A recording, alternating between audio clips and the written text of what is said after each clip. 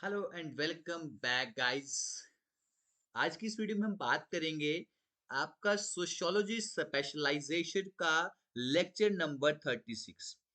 इस वीडियो में हम बात करेंगे आपका human right and it's evolution का पार्ट नंबर 2। और इसी वीडियो में हम ह्यूमन राइट्स और एंड इट्स एवोल्यूशन का जो है ओरिजिन एंड इट्स एवोल्यूशन का जो मसला है वो खत्म करेंगे।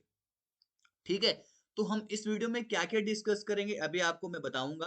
ठीक है, तो कल वाले वीडियो में आपका मैंने बहुत ही अच्छा यहाँ पर रिस्पॉन्स देखने को मिला। यहाँ पर जो मैंने आपको कुछ क्वेश्चंस पूछे थे तो आप बच्चों ने यहाँ पर बहुत ही बढ़ चढ़ कर हमारे इस जो सेशन रहा था हमारा कल का, आपने रिस्पॉन्स किया और मुझे बहुत ही अच्छा लगा। तो यहाँ पे कुछ बच्चों के मैं यहाँ पर आपको नाम बताऊंगा, जैसे कि साजिया यूसुफ है। उसके बाद जिन्होंने यहाँ पर रिस्पॉन्स किया तो उनके नाम आपको बताऊंगा, और है आबिदा मजीद। ठीक है, तो बहुत ही मुझे यहाँ पर खुशी मिलती है कि जब आप मेरी जो क्वेश्चंस होते हैं उनके रिप्लाई करते हो। उसके बाद साइफा यूसुफ है, उसके बाद है कोई यूजर, इनका नाम यहाँ पर है नहीं। तो बहुत ही अच्छा मुझे यहाँ पर फील होता है जब आप मेरी वीडियो में अच्छा रिस्पॉन्स करते हो, और मेरा भी मन करता है कि मैं आपको और ज्यादा अच्छे से यहाँ पर पढ़ाऊं। ठीक है, तो ये वीडियो यहाँ पर प्रेजेंट करूंगा गाइस मैं यहाँ पर रोहित। ठीक है, कुछ वीडियो जो है मैं यहाँ पर आपको प्रोवाइड करूंगा, संजय सर थोड़ा आपके बिजी है। ओके, तो वीडियो स्टार्ट करने से पहले आपको पता है कि मैं आपके 1 या 2 मिनट वेस्ट करवाता हूँ। ठीक है, and sorry for that. And really आज मैं बहुत ज्यादा हैप्पी हूँ क्योंकि अच्छा रिस्पांस मुझे आपको कल वाली वीडियो में देखने को मिला है, और मैं यही चाहूंगा कि आज वाली वीडियो में भी आपका यही रिस्पांस रहे। जो क्वेश्चंस आपसे पूछूं आप उन क्वेश्चंस के यहाँ पर आंसर्स करें। ओके, तो यूनिट 3 है ये। तो मैं आपको बता दूं, सबसे पहले आपको क्या करना है, आपको ज्वाइन करना है हमारा टेलीग्राम चैनल। ओके, उसका लिंक आपको मिलेगा हमारे डिस्क्रिप्शन में। ठीक, और आपको हमारी जो एंड्रॉयड एप्लीकेशन है वो करनी है डाउनलोड। क्या करनी है? डाउनलोड। उसका भी लिंक आपको डिस्क्रिप्शन बॉक्स में मिलेगा। अगर वहां नहीं जाना चाहते तो आप जाइए कहां पर, आप जाइए प्ले स्टोर पर, तो वहां पर लिखिए जुपिटर क्लासेस, लोगो आ जाएगा, डाउनलोड कर देना। Okay, is it clear? यहाँ तक क्लियर है? आपको अब ऐप डाउनलोड क्यों करनी है, आपको पता है कि वहां पर हर एक संडे को आपके गाइज वहां पर टेस्ट रहते हैं। ठीक है, टेस्ट की नोटिफिकेशन आपको मैं हमारे टेलीग्राम चैनल पे दे देता हूँ। ठीक है, इन्फॉर्मेशन के लिए आप टेलीग्राम चैनल ज्वाइन कर लो, और टेस्ट के लिए आप हमारी ऐप डाउनलोड कर लो। ठीक है, और आपको पता है कि अगर आप चाहते हैं कि आपका सोशोलॉजी स्पेशलाइजेशन का कंप्लीट टॉपिक अगर जल्दी आप कवर करना चाहते हैं, तो उसके लिए गाइस आपको हमारे यहाँ पर ई बुक मिलेगी, जिसका लिंक आपको डिस्क्रिप्शन बॉक्स में मिलेगा। आप जाकर उसे भी परचेज कर सकते हो। परचेज करने के बाद गाइस आपने यहाँ पर क्या करना है, जो नंबर यहाँ पर दिया है इस पे आपने छोटा सा स्क्रीनशॉट डाल देना है, जिसका पेमेंट का। ठीक है, उसके बाद आपको ये विद इन 2 to 3 आवर्स तक आपको पीडीएफ मिल जाएगी, और आप उसका प्रिंट आउट निकाल सकते हैं। ठीक है, तो बिना किसी देरी के आज की वीडियो को बढ़ते हैं गाइस, तो देखते हैं क्या डिस्कस करेंगे। तो इस वीडियो में गाइस सबसे पहले हम डिस्कस करेंगे ह्यूमन राइट्स के हमारे कुछ टाइप्स।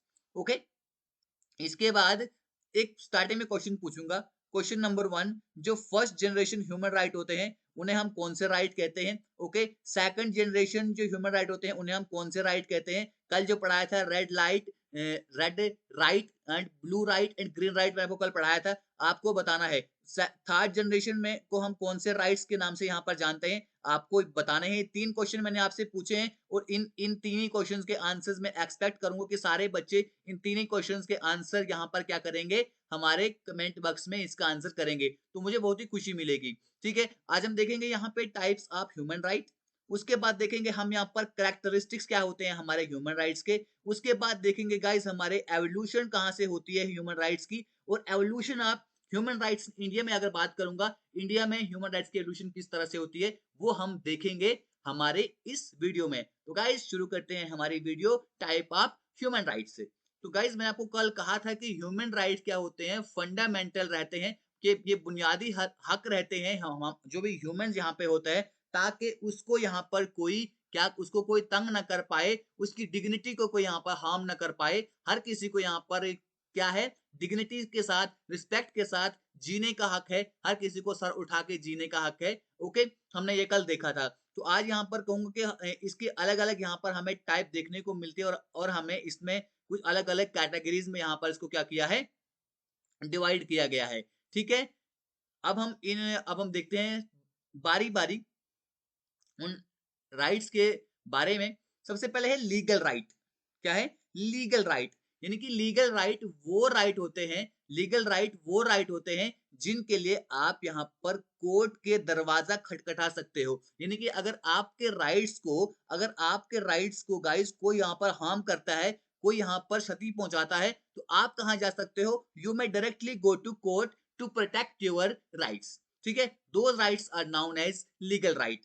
तो यहाँ पर ये कहा गया है कि लीगल राइट वो राइट होते हैं जिनको यहाँ पर लॉ के द्वारा प्रोटेक्ट किया जाता है और लॉ के द्वारा वो राइट्स यहाँ पर रिकॉग्नाइज होते हैं। ठीक है, ये राइट इन्फोर्सेबल होते हैं, लीगल सिस्टम आप यहाँ पर लीगली आप अपने राइट्स को चैलेंज कर सकते हो। ठीक है, जैसे आपको मैंने कल कहा था right to fair trial and right to property, ये हमारे कौन से राइट होते हैं? लीगल राइट होते हैं। Is it clear guys? अगर आपको अच्छी लगती है ना वीडियो, आपको क्या करना है, जो मुझे भी अच्छा लगे वीडियो को लाइक कर देना और बाद में जाते जाते वीडियो को शेयर भी कर देना अपने दोस्तों के साथ। ठीक है, अब देखते हैं next one is moral right. Moral right क्या होते हैं? आपकी मॉरल ड्यूटीज हैं। अब ये लीगली हमेशा इन्फोर्सेबल नहीं रहेंगे। अगर आपके जो मॉरल राइट्स हैं वो यहाँ पर क्या हो जाए, अगर आपके मॉरल राइट को कोई यहाँ पर हार्म करता है तो आप यहाँ पर कोर्ट में नहीं उनको चैलेंज कर सकते हो। ठीक है भाई, ये मॉरल राइट है, ये मॉरलिटी के साथ चलेंगे। ओके, ये आपके principle of fairness and justice के ऊपर आपके मॉरल राइट यहाँ पर बेस रहते हैं and may not always be legally enforceable. ये हमेशा आपको लीगली आप इन्फोर्सेबल नहीं रहेंगे, आप लीगली चैलेंज इन राइट्स को नहीं कर सकते हैं। ठीक है, ये राइट जो होते हैं ना, इनकी बुनियाद जो होती है, फाउंडेशन जो होती है, वो हमारे एथिक्स में होती है। ठीक है, इनकी बुनियाद जो है वो एथिकल है। ये हमारे मॉरल बिलीव्स क्या कहते हैं कि what is right and what is wrong. ठीक है, what is right and what is wrong. देखिए एग्जांपल का होगा, अगर मेरे लिए कोई चीज राइट है, ठीक है, अगर मेरे लिए कोई चीज यहाँ पर ठीक है, आई मे नॉट थिंक कि ये दूसरे के लिए भी ये चीज ठीक है।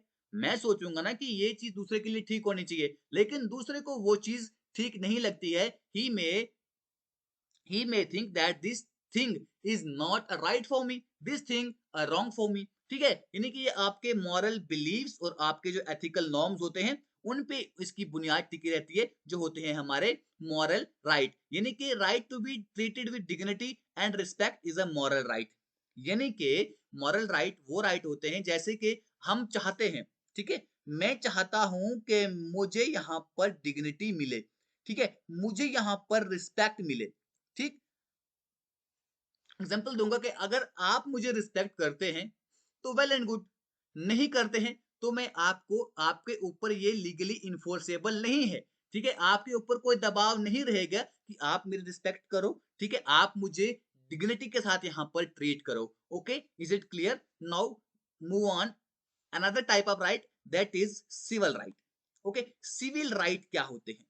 ये भी हमारे फंडामेंटल राइट्स में आते हैं। ठीक है, और ये वो फ्रीडम होती है जो इंडिविजुअल को क्या करती है? प्रोटेक्ट करती है।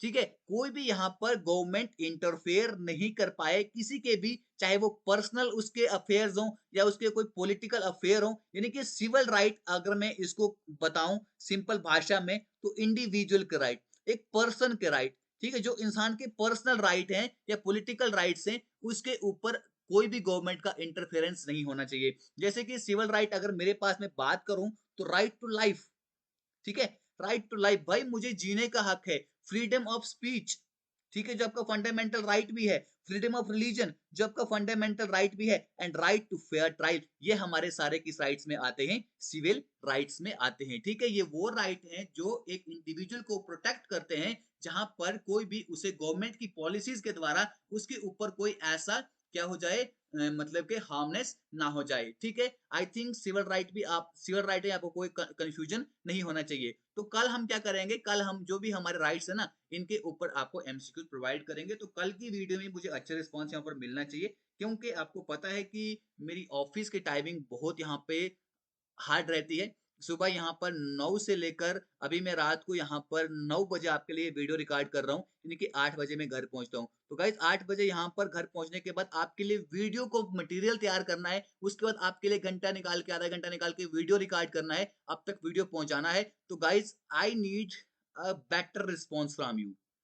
ठीक है, मुझे आपका बेटर रिस्पॉन्स यहाँ पर चाहिए। अगर आपका बेटर रिस्पॉन्स मिलता है ना गाइज, कसम से मैं यहाँ पर रात को 1 बजे तक भी आपके लिए यहाँ पर वीडियो तैयार कर सकता हूँ, नो डाउट। ओके, तो देखते हैं नेक्स्ट हमारा जो राइट है दैट इज पॉलिटिकल राइट। ठीक है, it's an other type of human right. तो पॉलिटिकल राइट जो होते हैं pertain to the ability of individual to participate in the political process of their country। देखिए हर किसी को यहाँ पर हक है, ठीक है, वो यहाँ पर पॉलिटिकल प्रोसेस जो है कंट्री का उसमें पार्टिसिपेशन कर सकता है। ठीक है, अगर आप यहाँ पर किसी भी पार्टी को ज्वाइन करना चाहते हैं, ठीक है, एक एग्जांपल यहाँ पर दूंगा, मान लो कि यहाँ पर कोई कांग्रेस को ज्वाइन करना चाहता है, ठीक है, तो क्या मान लो कि मैं एग्जांपल अपने दूंगा कि मैं यहाँ पर कांग्रेस को वोट करना चाहता हूं, ठीक है, तो या मैं कांग्रेस की पार्टी को यहाँ पर सपोर्ट करना चाहता हूं, ये मैं एग्जांपल कोट कर रहा हूं, तो क्या मुझे कोई रोक सकता है? मुझे को रोक सकता है?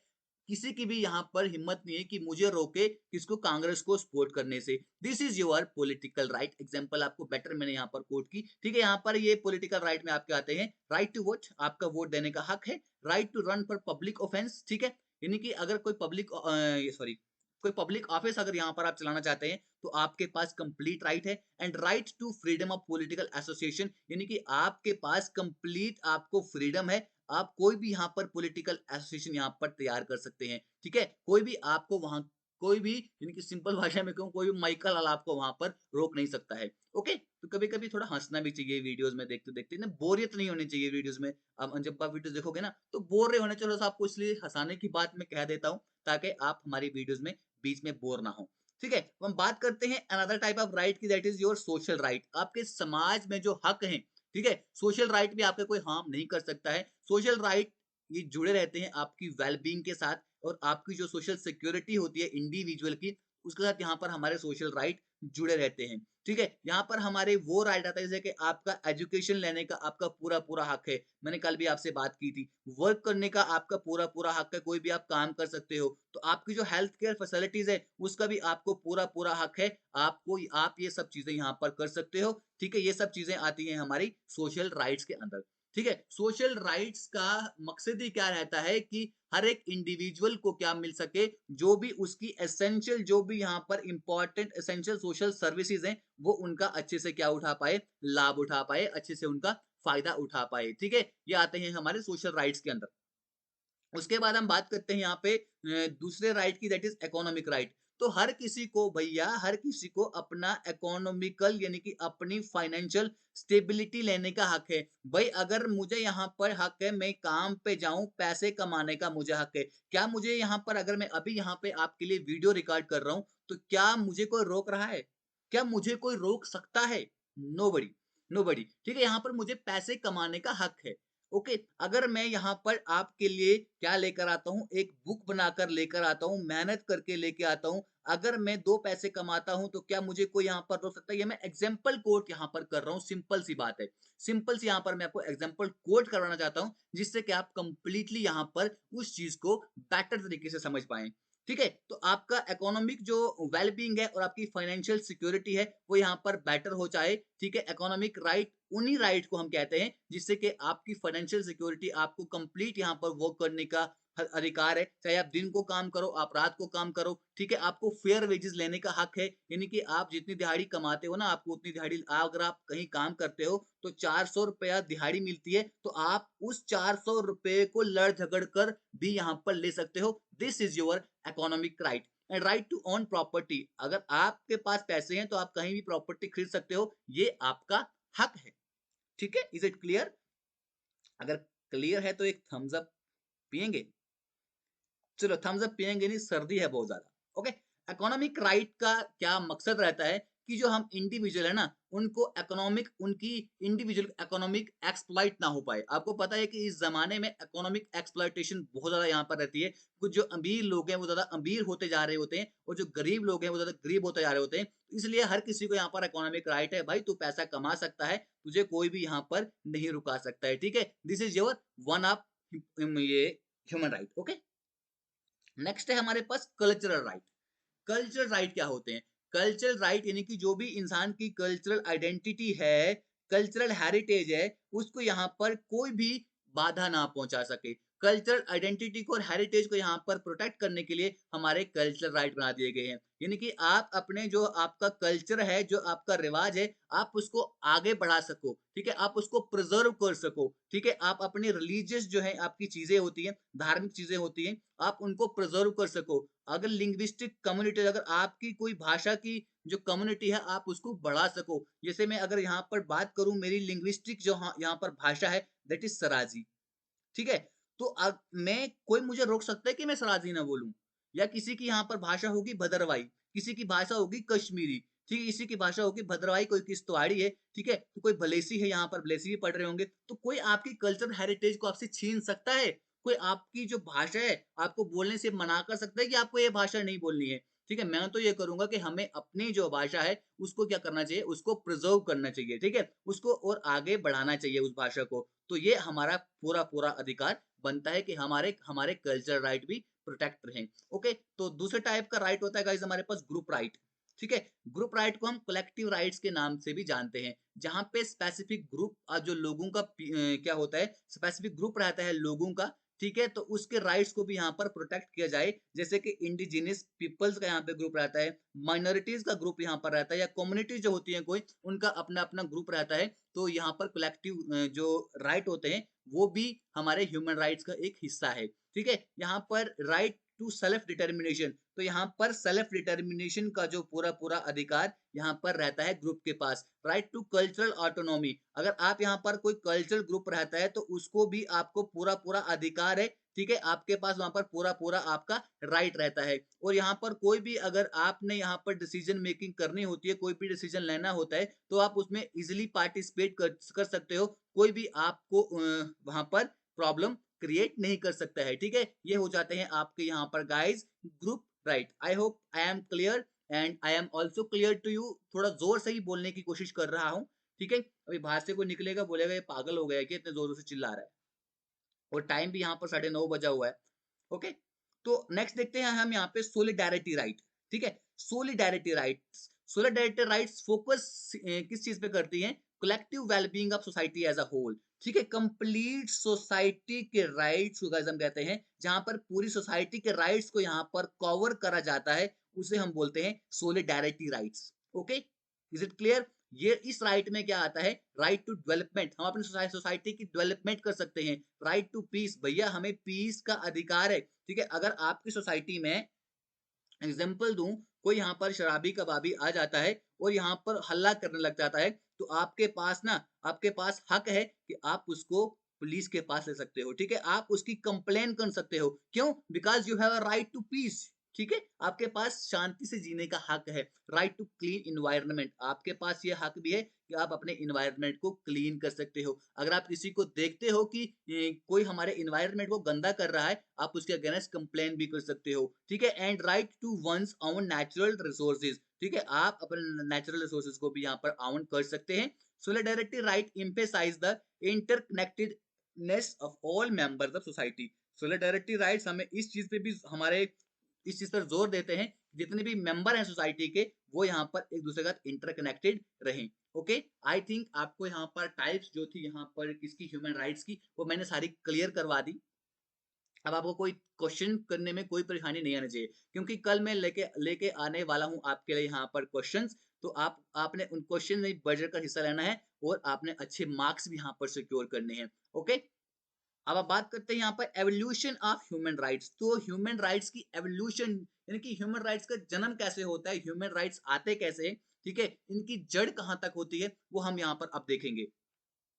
कंसेप्ट जो है राइट्स का और ड्यूटीज का, इसकी जड़ें हमें ना, इसकी जड़ें हमें बहुत पुरानी देखने को मिलती है। अगर मैं बात करूं, जब से हमारी ह्यूमन सोसाइटीज की एमरजेंस हुई है, जब से हमारी ह्यूमन सोसाइटीज बनी है, जब से हमारी स्टेट्स यहाँ पर बनी है, ठीक है? जब से हमारी यहाँ पर स्टेट्स बनी है, तब से हमारे ह्यूमन राइट्स की कंसेप्ट जो है और ड्यूटीज का कंसेप्ट जो है, ये भी अपनी जड़ें पकड़ता गया है, अपनी जड़ों को मजबूत करता गया है। जैसे जैसे हमारी ह्यूमन सोसाइटीज की यहाँ पर क्या हुई है, डेवलपमेंट हुई है, जैसे जैसे स्टेट्स की फॉर्मेशन हुई, जैसे जैसे हमारी स्टेट्स बनी है, वैसे वैसे हमारे राइट्स और ड्यूटीज का कंसेप्ट भी इनके साथ साथ आता गया है, ठीक है? जैसे ही as humans are inherently social being, जैसे ही ह्यूमन जो है सोशल बीइंग है, ठीक है। The issue of right and the associated duties naturally arose in the context of individuals interaction within society and their relationship with the governing authority।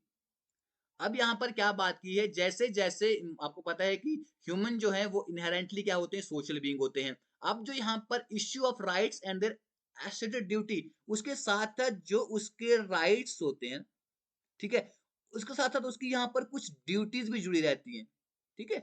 उसका right तो है इन्वायरमेंट को, एग्जांपल बोलूंगा, उसका राइट तो है इन्वायरमेंट को क्लीन करने का, भैया उसके साथ साथ उसकी ड्यूटी भी है कि उसको वो क्लीन भी करना पड़ेगा, उसको सफाई भी करनी पड़ेगी, उसको चीजों वो चीज उसको मेंटेन भी करना पड़ेगा, ठीक है। इस बात में यहाँ पर यही चीज बताई गई है। जैसे जैसे अगर हम इंडिविजुअल की इंटरेक्शन की बात करते हैं, सोसाइटी में इंडिविजुअल की इंटरेक्शन बढ़ती जाती है, उसके साथ साथ उसका रिलेशनशिप जो है वहाँ पे अथॉरिटी जो होती है, जो उन इंडिविजुअल को वहाँ पे गवर्न करती है, उसके साथ साथ उसका रिलेशनशिप भी यहाँ पर क्या हो जाता है, बढ़ते जाता है, ठीक है। और आहिस्ता आहिस्ता आहिस्ता आहिस्ता क्या हो जाता है, टाइम के साथ साथ जो सोशल बिहेवियर का नॉर्म जो होता है वो भी यहाँ पर डिवेलप हो जाता है, और आहिस्ता आहिस्ता eventually crystallizing into now we now recognize as human right, ठीक है। सोशल बिहेवियर का वहां पे सिस्टम चलता जाता है, और आहिस्ता आहिस्ता क्रिस्टलाइज होकर बिखरते हुए हम उसको बता देते हैं कि ये इंसान के क्या है, ये ह्यूमन के राइट्स हैं,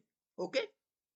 these early notions of right, अब जो अर्ली बिलीफ जो होते हैं हमारे राइट्स के, उनको हम ट्रेस कर सकते हैं कहाँ से, बहुत सारे हिस्टोरिकल ऐसे इवेंट हुए हैं हमारे पास, बहुत एक कल्चरल कंटेक्स्ट हुए हमारे पास, जैसे कि हमारी ancient Greek and Roman political system है यूरोप का, वहां से हम ये जो हमारे जो राइट्स हैं उनको उनके कंटेक्स्ट को देख सकते हैं। द कन्फ्यूशियन सिस्टम इंडिया, अगर हम जो सॉरी इंडिया बोला मैंने, चाइना, द कन्फ्यूशियन सिस्टम जो है चाइना का, वहां से हम देख सकते हैं कि हमारा जो राइट्स का बिलीफ है वहां से चल कर आ रहा है। The Islamic political system in the Muslim world and the panchayat system in India, तो हम यहाँ से क्या देखते हैं, हमारा जो ह्यूमन राइट्स का कंटेक्स्ट है यहाँ से निकल कर आ रहा है। However, it's important to note that concept of right in the system was not fully developed in the way we understand it today। लेकिन हम ये चीज भी यहाँ पर बोल सकते हैं कि जैसे ह्यूमन राइट्स को हम आज यहाँ पर देखते हैं ना, ऐसा उस जमाने में ऐसा उस जमाने में नहीं था जैसा हम आज ह्यूमन राइट के कंसेप्ट को यहाँ पर देखते हैं, ठीक है। आजकल के आप यहाँ पर देखते हैं कि ह्यूमन राइट से ऐसे वायलेट हो रहे हैं, ह्यूमन राइट ऐसे वायलेट हो रहे हैं, उस वक्त ऐसा सिस्टम नहीं था, ठीक है। अब हम कुछ हिस्टोरिकल इवेंट्स और कुछ रेवोल्यूशंस के बारे में बात करेंगे जो हमारे ह्यूमन राइट्स की एवोल्यूशन में एक इंपॉर्टेंट रोल यहाँ पर प्ले करते हैं, ओके। तो फर्स्ट है गाइस हमारे पास यहाँ पे ब्रिटिश कॉन्स्टिट्यूशनल डॉक्यूमेंट। तो ब्रिटिश के यहाँ पर कुछ कॉन्स्टिट्यूशनल डॉक्यूमेंट्स थे, ठीक है, जैसे कि मैग्ना कार्टा 1215 का, द पिटिशन ऑफ राइट 1628 का, and the bill of rights 1689 का, जो यहाँ पर इंग्लैंड में थे, ठीक है। ये अर्ली चार्टर हमें देखने को मिलते हैं जो मोनार्की की पावर के ऊपर रिस्ट्रिक्शंस यहाँ पर डाल देते हैं। आपको पता है ना मोनार्की टाइप ऑफ सिस्टम क्या होता है, आपको पता है, do you know about monarchy type of system? Monarchy type of government यहाँ पे क्या होता है, एक राजा होता है जिसे बोलते हैं मोनार्क, ठीक है, जिसे बोलते हैं मोनार्क, और वही यहाँ पर सबके ऊपर क्या करता है, हुकूमत चलाता है, ठीक है। तो यहाँ पर ये ऐसे राइट लाए गए थे जिसने यहाँ पे मोनार्की सिस्टम के ऊपर भी क्या लगाई थी, रिस्ट्रिक्शंस लगाई थी, कुछ पाबंदियां यहाँ पर लगाई थी, ठीक है। उनमें से एक था Magna carta 1215, the petition of right 1628, bills of right 1689, आपको ये कुछ डेटें याद रखनी पड़ेंगी, ठीक है। ये कुछ ऐसे चार्टर थे जिन्होंने यहाँ पर मोनार्की की पावर के ऊपर भी पाबंदियां लगाई थी, ठीक है, paving the way for rule of law, जहां से एक रूल ऑफ लॉ के लिए एक ऐसा रास्ता किया गया था इन कॉन्स्टिट्यूशनल डॉक्यूमेंट्स के through, okay, is it clear. अब हम थोड़ा सा आगे बढ़ते हैं, नेक्स्ट यहाँ पर ऐसा हिस्टोरिकल इवेंट देखते हैं जिससे ह्यूमन राइट हमारे इवॉल्व हुए हैं। दूसरा है अमेरिकन डिक्लेरेशन ऑफ इंडिपेंडेंस, ठीक है। अमेरिकन डिक्लेरेशन ऑफ इंडिपेंडेंस यहाँ पे 76 में होती है, जहां से हमारे ह्यूमन राइट का आइडिया यहाँ पर निकलकर सामने आता है, जहां से जब ये अमेरिकन डिक्लेरेशन ऑफ इंडिपेंडेंस ये बताता है कि all man are created equal, बोलता है कि जितने भी यहाँ पर इंसान है उन सबको क्या बनाया गया है, उन सबको इक्वली यहाँ पर क्रिएट किया गया है, ठीक है, एंड हैव अनएलिनेबल राइट्स, ठीक है। और यहाँ पर उनके क्या है, यहाँ पर अनएलिनेबल राइट्स भी हैं,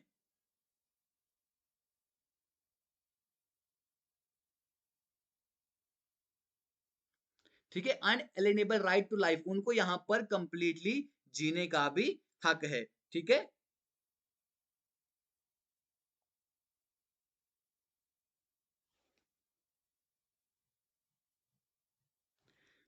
अनएलिनेबल राइट यानी कि अनएलिनेबल राइट्स वो राइट होते हैं जिनको आप क्या कर सकते हो, the rights which can not be violated. Okay, उन्हें हम बोलते हैं unalienable right to life, liberty and pursuit of happiness. तो अमेरिकन डिक्लेरेशन ऑफ राइट ये कहता है कि हर एक इंसान जो है यहाँ पर इक्वली बनाया गया है और उसके पास right to life, liberty and उसको खुश रहने का भी यहाँ पर पूरा पूरा अधिकार है। ये बोलते हैं हमारे अमेरिकन डिक्लेरेशन ऑफ इंडिपेंडेंस जो है यहाँ पर 76 का।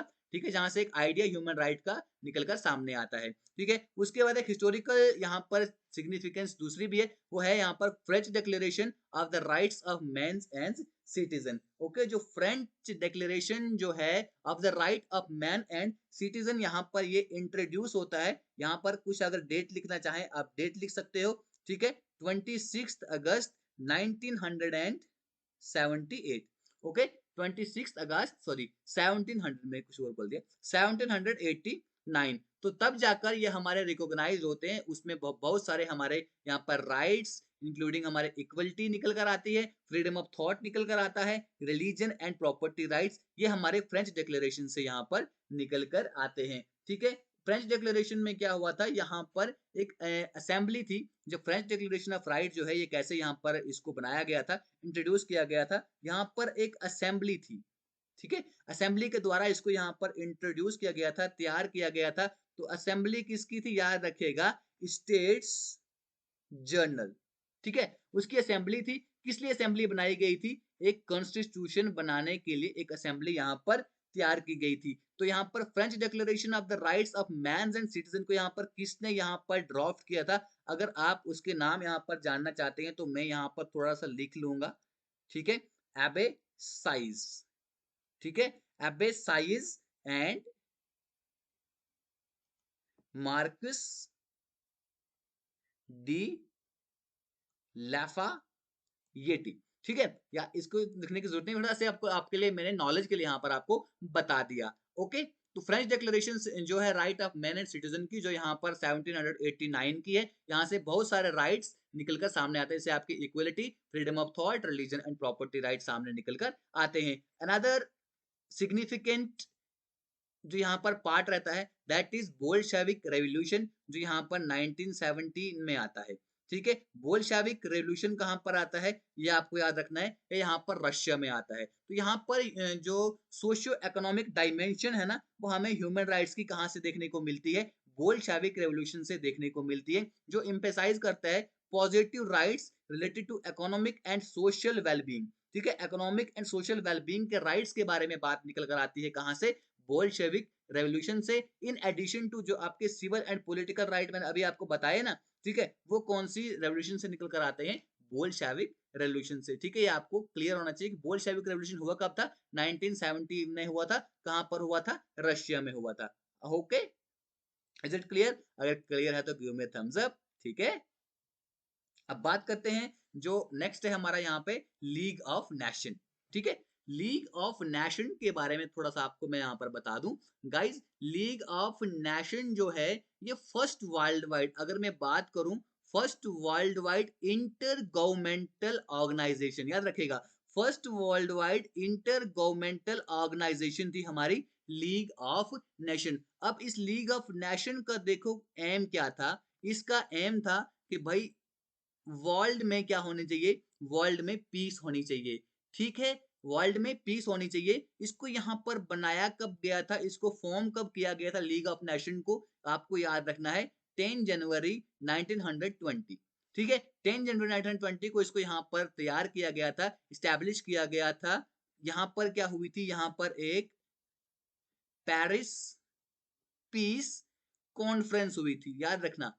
ठीक है, पेरिस पीस कॉन्फ्रेंस हुई थी, जब यहां पर हमारा लीग ऑफ नेशन जिसके थ्रू यहां पर बनाया गया था। ओके, अब याद होना चाहिए आपको, पेरिस पीस कॉन्फ्रेंस से क्या हुआ था, आपका फर्स्ट वर्ल्ड वॉर जब खत्म हुआ था। आपका फर्स्ट वर्ल्ड वॉर खत्म कब हुआ था, 1914 से शुरू हुआ था, 1918 में जाकर आपका फर्स्ट वर्ल्ड वॉर शुरू हुआ था। ओके, तो फर्स्ट वर्ल्ड वॉर के बारे में थोड़ा सा आप जान लो कि गाइस जो आपका फर्स्ट वर्ल्ड वॉर है, ठीक है, फर्स्ट वर्ल्ड वॉर है 1914 को शुरू होता है और 1918 में जाकर खत्म होता है। और फर्स्ट वर्ल्ड वॉर लड़ा जाता है, कुछ हमारी अलाइड पावर रहती है, याद रखिएगा, कुछ हमारी अलाइड पावर रहती है और कुछ हमारी सेंट्रल पावर्स रहती हैं, जिनके बीच में ये लड़ा जाता है। ये बहुत जगह पे लड़ा जाता है, जैसे कि हमारे यूरोप में, मिडल ईस्ट में, अफ्रीका में, ठीक है, पैसिफिक और हमारी एशिया के कुछ पार्ट्स होते हैं जहां पर ये लड़ा जाता है। ऐसा एस्टिमेट लगाया जाता है कि यहाँ पर 9 मिलियन सोल्जर की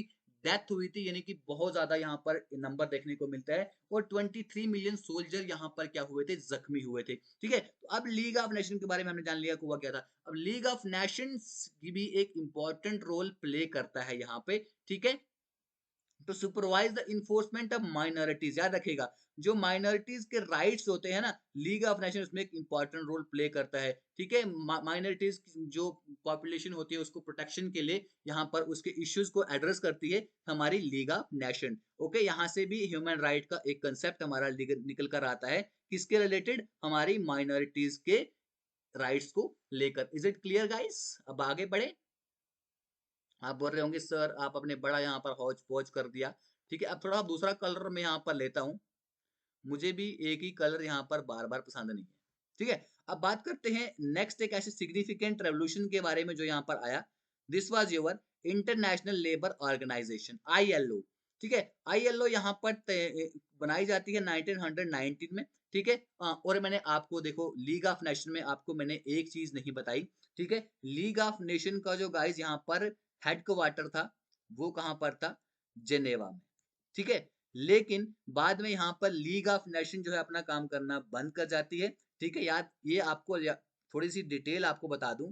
ठीक है, 2 अप्रैल 1946 जो लीग ऑफ नेशन है अपना काम करना बंद कर जाती है। और इसके कुछ यहाँ पर पार्ट्स होते हैं। ठीक है, इसके कुछ यहाँ पर कंपोनेंट होते हैं जो बाद में जैसे जब हमारा यूनाइटेड नेशन बन जाता है ना 1945 में, उसमें आकर रेलोकेट हो जाते हैं। ठीक है, ये क्लियर हो गया? ओके, अब बात करते हैं आईएलओ की। आईएलओ यहाँ पर 1919 में तैयार करा जाता है, लेकिन बाद में यूनाइटेड नेशन की एक स्पेशलाइज्ड एजेंसी यहाँ पर बन जाती है। अब आईएलओ जो यहाँ पर है ये भी हमारे ह्यूमन राइट की एवोल्यूशन में इंपॉर्टेंट रोल यहाँ पर प्ले कैसे करती है। ये यहाँ पे इंटरनेशनल लेबर स्टैंडर्ड्स तैयार करती है, जो यहाँ पर वर्कर के राइट होते हैं ना उनके रिलेटेड, ताकि वर्कर को अच्छा एम्प्लॉयमेंट, क्या फेयर एम्प्लॉयमेंट वर्कर्स को मिल पाए। ठीक है, और उनको यहाँ पर सोशल सिक्योरिटीज भी वर्कर्स को मिल पाए। गाइस आपको अच्छी लग रही होगी वीडियो तो वीडियो को लाइक कर देना, यही बार बार कहता हूं। ठीक है, तो गाइस हमारी देखिए, एक मिनट, हमारी मोटिवेशन क्या है, what is my motivation from you, your like and your share. ठीक है, लाइक और शेयर कर देना वीडियो को बस, और वीडियो देखो, मजा आएगा आपको। मेरी वीडियोस में बहुत सारी कंपोनेंट्स यहाँ पर आपके मैं कवर करवाता हूँ। ठीक है, अब बात करते हैं एबोलिशन ऑफ स्लेवरी। ठीक है, स्लेवरी क्या होता है, गुलामी। स्लेवरी क्या होता है, गुलामी। एबोलिशन क्या होता है, खत्म करना, एबॉलिश करना, गुलामी को खत्म करना। इंटरनेशनल ट्रीटीज यहाँ पर निकलकर सामने आई हमारे 19th सेंचुरी में, जिसका एम क्या था, स्लेवरी, गुलामी। पहले पता था लोगों को गुलाम बनाया जाता था, बंदी बनाया जाता था। ठीक है, इस प्रैक्टिस को खत्म करना, condemning the practice and promotion freedom. ठीक है भाई, यहाँ पर किस प्रैक्टिस को लाना, हर किसी को यहाँ पर आजादी से जीने का हक है, जो हमारे ह्यूमन राइट्स की फॉर्मेशन में एक इंपॉर्टेंट रोल प्ले करता है। Okay, now another one was humanitarian intervention. ठीक है, ह्यूमैनिटेरियन इंटरवेंशन जो ये जो डॉक्ट्रिन है, जो फिलोसफी है, ये यहाँ पर एमर्ज होती है, recognizing the lawful use of force by states to prevent the mistreatment of nations own citizen, especially in cases of severe brutality। अब यहाँ पर ह्यूमैनिटेरियन इंटरवेंशन के डॉक्ट्रिन यहाँ पर सामने लेकर आई। ठीक है, ऐसा आइडिया यहाँ पर सामने लेकर आया गया जो यहाँ पर इस चीज को रिकॉग्नाइज करता है कि जो यहाँ पर फोर्स का यूज होगा, ठीक है, जो यहाँ पर फोर्स का यूज होगा स्टेट के द्वारा, वो क्या होना चाहिए, दैट शुड बी लॉफुल। ठीक है, वो कानूनी तरीके से होना चाहिए, वो अनलॉफुल नहीं होना चाहिए, ताकि हम अपने ही जो हमारे सिटीजन्स हैं उनके उनके साथ क्या हो सके, मिस ट्रीटमेंट ना हो सके, हम उस मिस ट्रीटमेंट को क्या कर सकें, प्रिवेंट कर सकें, उसको हम रोक सकें। ठीक है, अपने ही नेशनल सिटीजन के सामने हमने क्या करना है, बर्बरता नहीं करनी है, ब्रूटैलिटी नहीं करनी है, उनको अच्छे से लॉफुल तरीके से क्या करना है, फोर्स का यूज करना है। ठीक है, ये था हमारा ह्यूमैनिटेरियन इंटरवेंशन का कंसेप्ट। अब बात करते हैं इंटरनेशनल ह्यूमैनिटेरियन लॉ के बारे में। ठीक है, वीडियो बड़ी बनेगी, बनने देना। ठीक है, कंसेप्ट अपने पूरे क्लियर करना, तब जाके एग्जाम में मजा आएगा। इंटरनेशनल ह्यूमैनिटेरियन लॉ जो है IHL, IHL जो है with treaties dating back to the, ये भी 19th सेंचुरी में हमें ये देखने को मिलता है। यहाँ पर ये बताता है कि जो आर्म्ड कन्फ्लिक्ट का regulate the conduct of armed conflict, protecting the right of bounded soldier, prisoners of war and civilian population. अब यहाँ पर बात की गई कि जो यहाँ पर क्या करना है, जो यहाँ पर जख्मी यहाँ पर सोल्जर होंगे, वाउंडेड सोल्जर होंगे। ठीक है, prisoners of war, prisoner of war क्या होते हैं, यानी कि अगर क्या बोलते हैं, क्या चीज हो गई, कोई जंग लड़ रहा है, ठीक है, तो जंग में उसको दूसरी कंट्री ने प्रिजनर बना दिया, ठीक है, उसे बंदी बना दिया, कैदी बना दिया, उसे बोलते हैं प्रिजनर ऑफ वॉर। और सिविलियन जो पॉपुलेशन है उसके लिए ऐसा रेगुलेशन यहाँ पर लाया जाए जिससे उनकी क्या, उनके राइट्स को भी यहाँ पर हार्म ना करा जाए। ठीक है, ये भी हमारा ह्यूमन राइट का कंसेप्ट हमें, मतलब कि यहाँ से भी एक ह्यूमन राइट का कंसेप्ट निकल कर आता है, जिससे कंप्लीटली हमारा ह्यूमन राइट बनाया जाता है। अब वो हम पढ़ेंगे नेक्स्ट वाली वीडियो में, जो क्या है हमारे universal declaration of human rights. ठीक है, क्योंकि वो भी आपका टॉपिक है, वो भी हमारे को पढ़ना है। ठीक है, आपको पता है मैंने अभी आपको स्टार्टिंग में कुछ टाइम पहले आपको कहा कि 1945 में हमारा यूनाइटेड नेशन इस्टेब्लिश होता है। ठीक है, और ये भी बहुत इंपॉर्टेंट रोल प्ले करता है हमारा ह्यूमन राइट को इवॉल्व होने में। जो यूनाइटेड नेशन का चार्टर है वो भी ह्यूमन राइट्स की इंपॉर्टेंस को बहुत ज्यादा यहाँ पर जोर देता है। और यहाँ पर और जो हमारा universal declaration of human right है, इसको यहाँ पर यूएन की जनरल असेंबली यहाँ पर क्या करती है, क्या करती है, इसको अडॉप्ट करती है। ठीक है, कब करती है वो आपको पता होना चाहिए, 10 दिसंबर 1948 को क्या करती है, इसको अडॉप्ट करती है, किसको, हमारे universal declaration of human right को। और ये इंपॉर्टेंट सिग्निफिकेंट यहाँ पर माइलस्टोन देखने को मिलता है। UHDR, यानी सॉरी मैं उल्टा बोल रहा हूँ, क्या हो गया, universal declaration of human right outlined comprehensive set of, यहाँ पे कम्प्रीहेंसिव ह्यूमन राइट्स के बारे में यहाँ पर बताया गया है। इनकम्पेसिंग यहाँ पर चाहे उसके वो सिविल राइट हो, चाहे उसके वो पॉलिटिकल राइट हो, उसके इकोनॉमिक राइट हो, सोशल राइट हो, कल्चरल राइट हो, इन सब राइट्स के बारे में हमारे पास universal declaration of human right बोलता है, जो हमने यहाँ पर नेक्स्ट वीडियो में कवर करना है।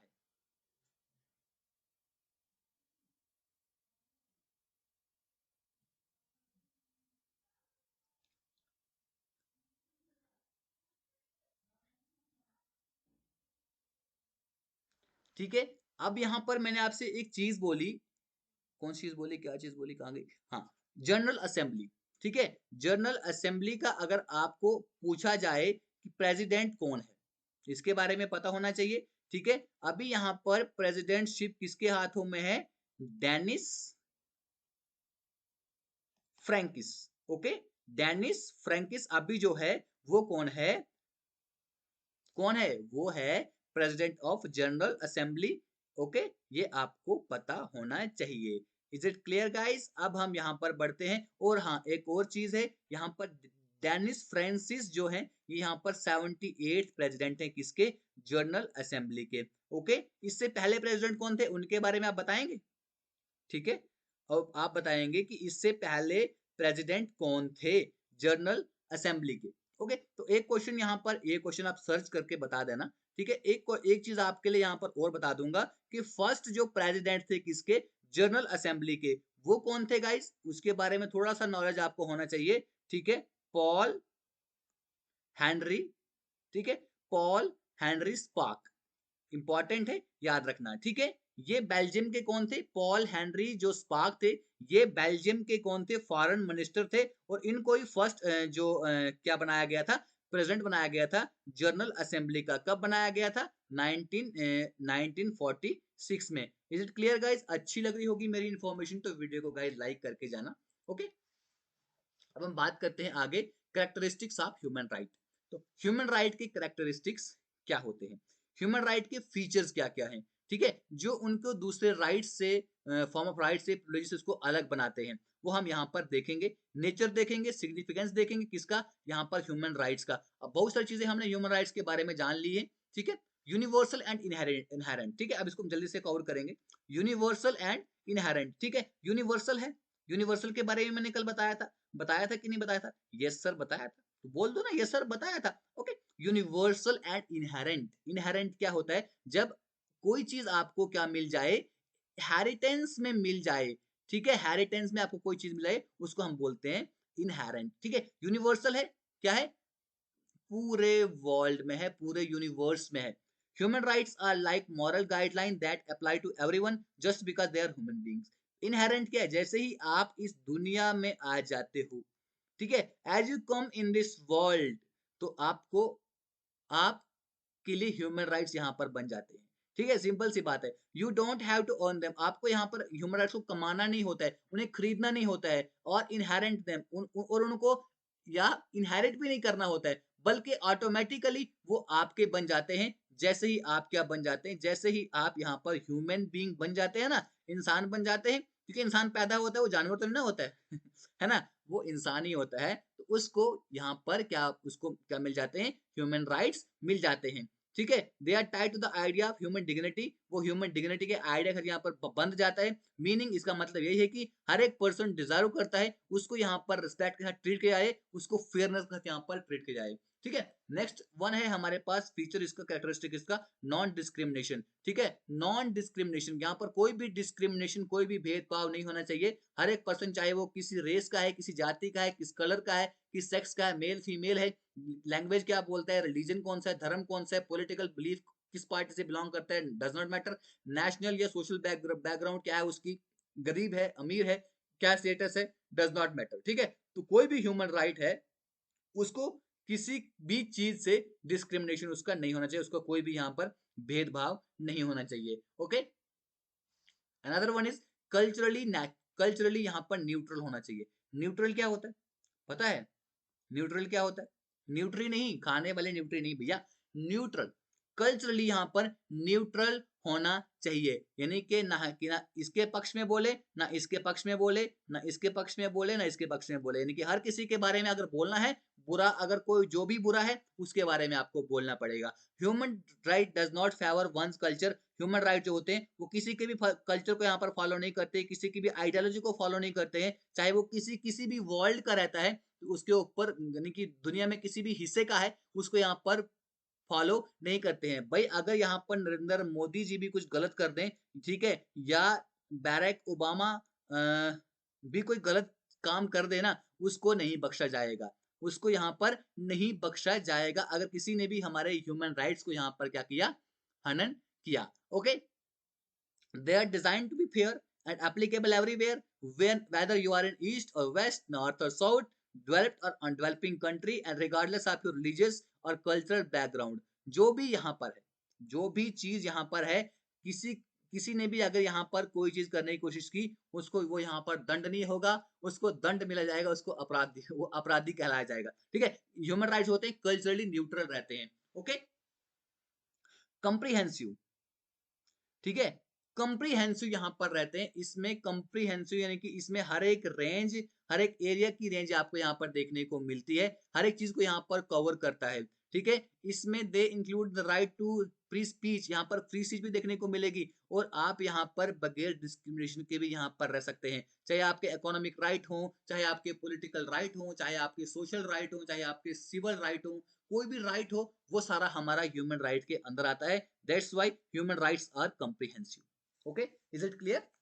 अब गाइस आगे बात करते हैं इंडिविजिबल एंड इंटररिलेटेड। आपके जो यहाँ पर ह्यूमन राइट्स हैं वो इंडिविजिबल हैं, ठीक है। इंडिविजिबल, इंडिविजिबल क्या होता है? किसी चीज से भी डिवाइड नहीं होगा, ठीक है, और आपस में यहाँ पर इंटर रिलेटेड है, एक दूसरे का जुड़े हुए हैं, एक दूसरे से यहाँ पर बिल्कुल भी सेपरेट नहीं है, एक दूसरे से यहाँ पर क्या है, एक दूसरे से बिल्कुल भी अलग नहीं है, ठीक है, एक दूसरे का यहाँ पर कनेक्टेड है, इक्वली इंपॉर्टेंट है, ठीक है। आप एक के बिना दूसरा राइट आपका नहीं चल सकता है। जैसे राइट टू एजुकेशन जुड़ा हुआ है आपके राइट टू वर्क के साथ, कैसे जुड़ा है?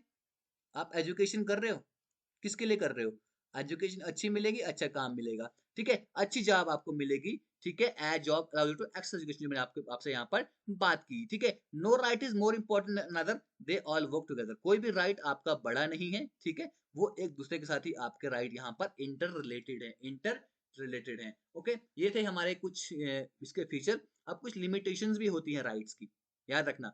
अब इतने राइट्स आपको ना दें कि आप जाकर किसी का मुंह तोड़ दो, ठीक है, ये किसी बेचारे का मुंह है, अब इतने राइट आपको नहीं ना देंगे कि आप जाकर इसको मुक्का मारो, इसका मुंह ही तोड़ दो, ठीक है, ऐसे राइट आपको नहीं मिलेंगे। यहाँ पर कुछ लिमिटेशंस, राइट का था यहाँ पे कुछ लिमिटेशंस भी रहती है, ठीक है। ह्यूमन, जबकि हमारे ह्यूमन राइट्स जो है बहुत ही जरूरी है, ठीक है, एब्सोल्यूट नहीं है, इसेंशियल है, जरूरी है, एब्सोल्यूट नहीं है आपको ज्यादा पावर देंगे कि आप किसी को बिठा के मुंह तोड़ दो। इन कुछ सिचुएशन में ड्यूरिंग अ वॉर और अ पब्लिक इमरजेंसी कुछ राइट्स जो है यहाँ पर लिमिटेड हो जाते हैं, रिस्ट्रिक्टेड हो जाते हैं, टू प्रोटेक्ट थिंग्स लाइक आपकी नेशनल सिक्योरिटी को प्रोटेक्ट करने के लिए, पब्लिक ऑर्डर को मेंटेन करने के लिए, पब्लिक हेल्थ को मेंटेन करने के लिए कुछ राइट्स आपके यहाँ पर सीज कर दिए जाते हैं, ठीक है। बताओ कौन सा राइट, एग्जाम्पल बताऊं, देखो, जब यहाँ पर एग्जाम्पल यहाँ पर बताऊंगा, आर्टिकल 370 को जब यहाँ पर एब्रोगेट कर दिया गया था, ठीक है, 2019 में जब आर्टिकल को यहाँ पर आर्टिकल 370 को खत्म कर दिया गया था, उस वक्त हमारे कुछ राइट्स छीने गए थे, छीने गए थे कि नहीं छीने गए थे। आपको क्या है, आपको right to move, right to move है ना, in any part of the country. उस वक्त कहीं घूमने दिया जा रहा था आपको JNK में, नहीं दिया जा रहा था, क्यों, उस वक्त अगर कुछ लोगों के दिलों में क्या था, आर्टिकल 370 को लेकर बड़ा प्यार था, मुझे भी था, ठीक है, अगर क्या हमें बाहर निकलने देते, क्यों निकलने नहीं देते, यहाँ पर कुछ भी हो सकता था। यहाँ पर नेशनल सिक्योरिटी को यहाँ पर उन्होंने क्या किया, प्रोटेक्ट किया, पब्लिक ऑर्डर को यहाँ पर मेंटेन किया, ठीक है। जैसे ही चीजें चीजें क्या हो गई, जैसे ही चीजें यहाँ पर ठीक हो गई, तो आहिस्ता आहिस्ता चीजों को यहाँ पर क्या क्या कर दिया, जैसे पहले थे उसको मेंटेन कर दिया गया, ठीक है। लिमिटेशन जो है वो भी क्या होने चाहिए, लिमिटेशन जो है,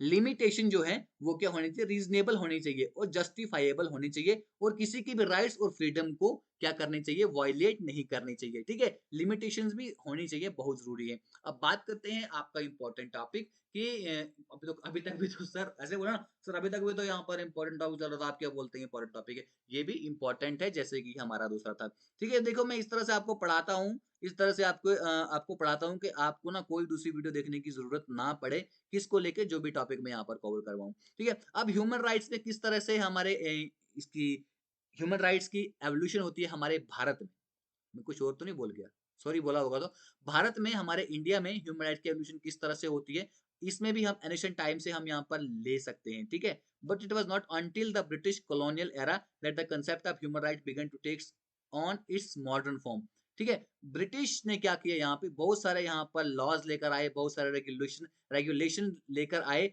जो किसके लिए यहाँ पर स्पेशली डिजाइन करे गए थे, जो राइट्स थे, ठीक है, protect the right of their subject, यहाँ पर उनके जो सब्जेक्ट थे हम लोग थे, उनके उनके राइट्स को प्रोटेक्ट करने के लिए यहाँ पर उन्होंने बहुत सारे लॉज यहाँ पर बनाए, जैसे कि हमारा इंडियन पिनल कोड 1860 में यहाँ पर बनाया, तैयार किया गया, CRPC यानी कि क्रिमिनल प्रोसीजर कोड यहाँ पर 1898 में उन्होंने तैयार तैयार करा, ठीक है। However these law were often discriminatory, यहाँ पर अक्सर कुछ हद तक यहाँ पर ये लॉ डिस्क्रिमिनेटरी थे, ठीक है, and did not apply to all Indians equally, हर एक इंडियंस के साथ ये इक्वली यहाँ पर नहीं होते थे। लेकिन यहाँ पर भी एक इंपॉर्टेंट स्टेप अगर मैं देखूं ह्यूमन राइट्स को इंडिया में इवॉल्व करने में इंपॉर्टेंट रोल यहाँ पर ये भी प्ले करते हैं, Indian penal code and CRPC 1898 का, इंडियन पिनल कोड 1860 का, ठीक है। इसके बाद है ड्यूरिंग द इंडिपेंडेंस मूवमेंट, जब यहाँ पर इंडिया की इंडिपेंडेंस मूवमेंट चल रही थी, तो ह्यूमन राइट जो एक सेंट्रल इशू यहाँ पर बन जाता है। तो यहाँ पर इस मूवमेंट के कुछ लीडर जैसे कि हमारे पास महात्मा गांधी थे, जवाहरलाल नेहरू जी थे, ठीक है, यहाँ पर इन्होंने ये आर्ग्यू किया कि ह्यूमन राइट जो है वो क्या होने चाहिए, were essential for a free and democratic India, तो हमारे फ्री और डेमोक्रेटिक इंडिया के लिए हमारे ह्यूमन राइट्स जो है वो बहुत यहाँ पर जरूरी हो जाते हैं, ठीक है। ये भी एक इम्पॉर्टेंट अगर मैं देखूं हिस्टोरिकल इवेंट बन जाता है ह्यूमन राइट्स की एवोल्यूशन के लिए, ओके। उसके बाद आता है आफ्टर इंडिपेंडेंस, इंडिपेंडेंस जब हम इंडिपेंडेंस मिलती है कब, 1947 में। चलो एक क्वेश्चन यहाँ पर आपको और पूछता हूँ, ठीक है। तो ऐसा कौन सा प्लान लाया जाता है उस प्लान को क्या बोलते हैं, जिस प्लान के जरिए हमारा भारत जो था, अखंड भारत जो था, जिसको दो हिस्सों में डिवाइड किया गया था। एक था हमारा प्यारा भारत, दूसरा था पाकिस्तान। ठीक है, तो कौन सा ऐसा प्लेन था जिसमें इन दोनों को यहाँ पर डिवाइड कर दिया गया था, उस प्लेन का आपको नाम बताना है। ठीक है, और यहाँ पर जो उनका नाम ये भी था, थोड़ी सी हिंट हिंट दे दूं, उनका था जो यहाँ पर लास्ट गवर्नर जनरल थे हमारे भारत के। ठीक है, क्लियर है, एक एग्जांपल बता दी। इस क्वेश्चन का भी मैं एक्सपेक्ट करूंगा कि सारे बच्चे यहाँ पर आंसर करें, तो जो बच्चे यहाँ तक वीडियो तक पहुंचे हैं ना, वो इस क्वेश्चन का आंसर भी जरूर करेंगे। ओके, इंडियन गवर्नमेंट ने यहाँ पर एक कॉन्स्टिट्यूशन ऑफ इंडिया को अडॉप्ट किया। ठीक है, जिसमें हमारे बहुत सारे फंडामेंटल राइट्स थे, हम सब सिटीजन के। इनमें से हमारा राइट टू लाइफ था, राइट टू लिबर्टी है, आज भी है, राइट टू इक्वालिटी भी है, right to freedom of speech and expression है, and right to freedom of religion है। ठीक है, इंडिपेंडेंस के बाद हमें ये सब चीजें देखने को यहाँ पर मिली। तो इंडिपेंडेंस से लेकर आज तक इंडिया ने बहुत सारे यहाँ पर ऐसी प्रोग्रेस की है हमारे ह्यूमन राइट को प्रोटेक्ट करने के लिए। ठीक है, और आज भी ये प्रोग्रेस क्या चल रही है, आज भी ये प्रोग्रेस कंटिन्यूसली चल रही है। ठीक है, human rights abuses continue to be committed in many part of the country and many people are still denied their basic human right। तो ह्यूमन राइट आज भी देख रहे हो, बहुत सारी जगह यहाँ पर ह्यूमन राइट अब्यूज देखने को मिलता है। बहुत सारी कंट्री के ऐसे हिस्सों में हमें ह्यूमन राइट अब्यूज देखने को मिलता है। ठीक है, तो अब यहाँ पर कुछ की माइलस्टोन देखते हैं ह्यूमन राइट्स की एवोल्यूशन में। भारत में क्या हुआ था, 1860 में मैंने आपको पहले बताया कि इंडियन पिनल कोड को लाया गया था, जो यहाँ पर क्रिमिनल लॉज थे उसको कोडिफाई करता है। उसके बाद 1898 में सीआरपीसी यानी क्रिमिनल प्रोसीजर कोड को लाया गया था, जो यहाँ पर इन्वेस्टिगेशन एंड ट्रायल जो होती थी क्राइम की, उसके बारे में यहाँ पर बताता है। ठीक है, उसके बाद यहाँ पर 1919 में गवर्नमेंट ऑफ इंडिया एक्ट यहाँ पर पास किया गया था, जहाँ पर कुछ लिमिटेड रिफॉर्म जो थी colonial system of introduce some limited reform to the colonial system. जो यहाँ पर कॉलोनियल सिस्टम चल रहा था गवर्नमेंट का, उसके ऊपर कुछ रिफॉर्म यहाँ पर लाई गई। ठीक है, इसे हम कहते हैं मॉरले मिंटो रिफॉर्म भी इसको हम कहते हैं। ठीक है, इसके बाद गाइस यहाँ पर आ गया हमारा 1935 का गवर्नमेंट ऑफ इंडिया एक्ट यहाँ पर पास होता है। ठीक है, जहाँ पे बहुत सारी ऑटोनॉमी हमारी प्रोविंसेस को दी जाती है, और यहाँ पर रिस्पॉन्सिबल गवर्नमेंट का सिस्टम भी इंट्रोड्यूस करा जाता है। ठीक, तो इसके बाद 1947 में पता ही है आपको कि हमारा government of India independence act लाया जाता है। ठीक है, जहां से कंप्लीट ब्रिटिश एम्पायर से इंडियंस को आज़ादी मिलती है। इसके बाद 1950 में आपको पता ही है क्या होता है, क्या होता है कि हमारे कॉन्स्टिट्यूशन ऑफ इंडिया को अडॉप्ट किया जाता है, जहाँ पे बहुत सारे फंडामेंटल राइट्स हमारे सिटीजन्स के लिए देखने को मिलते हैं। तो गाइज आपको पता ही है, ठीक है, आर्टिकल 12 to 35 आपके किस में आते हैं, किस में आपके क्या है, फंडामेंटल राइट हैं। ठीक है, और आपको पता है फंडामेंटल ड्यूटीज कौन से राइट्स में आती हैं, तो आप मुझे कमेंट बॉक्स में मुझे चीज पता लगनी चाहिए कि आपकी फंडामेंटल राइट्स तो मैंने बता दिए, फंडामेंटल ड्यूटी कौन से आर्टिकल्स में यहाँ पर आते हैं। ओके, तो 19 आप, और एक चीज आपको और बतानी है, एक चीज आपको बतानी है कि हमारा कॉन्स्टिट्यूशन बनकर तैयार कब हुआ था।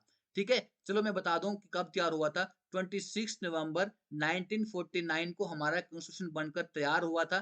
ठीक है, अब इसको फोर्स में कब लाया गया था, ये मुझे आप बताएंगे।